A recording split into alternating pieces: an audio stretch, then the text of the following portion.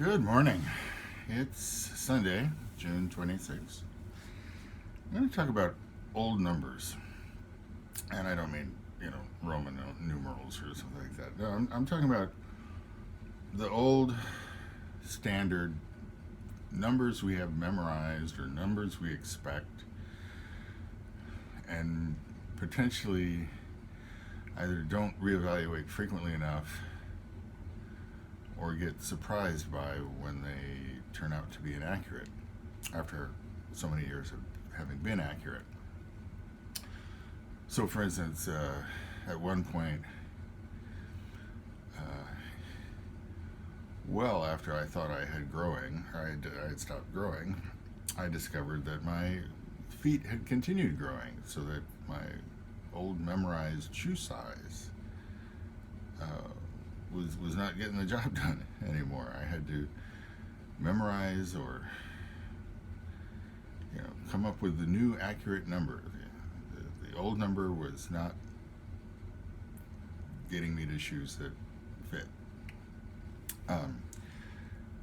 Some numbers, it's just casual, and it's just the passage of time. That whole how the music of the '80s was 20 years ago. No, it wasn't. uh, Many of the numbers that have changed, of course, are financial, and it's hard to tell at this point how many of those will, you know, come back to the correct number. What is the correct number for a gallon of gas?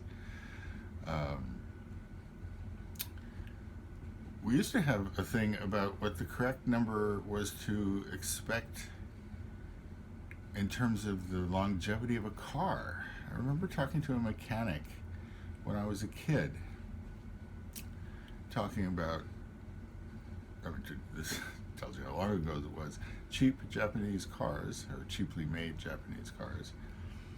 And his theory was that a good, well-made American car would last 100,000 miles, and that the cheap Japanese ones started having problems after 50,000 miles. That's a case where the numbers have changed, to our advantage. It's it's now perfectly normal for a good car, well maintained and loved, to last 300,000 miles or more. So it's not all depression. Some things do get better, but you do have to pay attention. And in ceramics, sometimes the number you need to keep track of is how old something is. For instance, how old is your kiln? How old are those kiln shells that have started to not be completely flat? I've talked before about I'll actually use a little cobalt carbonate to put a little date on new shelves, new posts, that when it fires becomes indelible, and it's just a hint to me that if I'm disappointed with this particular shelf for not being flat, it's actually served a long, long time before it started to bow.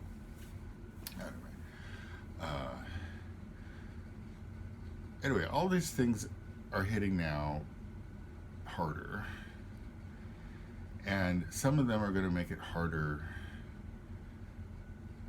to be a potter.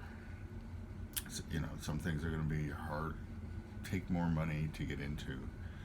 I had this last week a big long fair, and my pleasant surprise with the numbers was that it was double. One was that even though the attendance was lower than it had been in past years, my sales were much better. And some of that, I think, was people being kind, and some of that was people with sort of pent-up energy. They have, all these years of not being able to get out and spend money in person and so forth. But there was also, it's the advantage of having return customers. These are people that know my work, and They hadn't seen it in a while, and some of the pieces I was selling were dramatically better and priced that way, and they saw the quality and paid the price happily. It was a good week for that. I'm kind of exhausted, but I'm also stuck with a new number for me. The number of pots I need to make in the next month, because I have a big fair coming up at the end of July.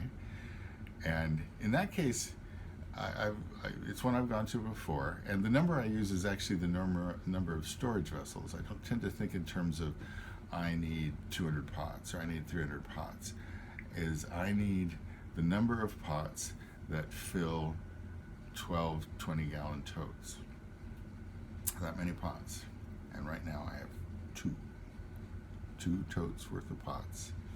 In the next month, I need 10 more. It's going to be a busy month. Have a good day.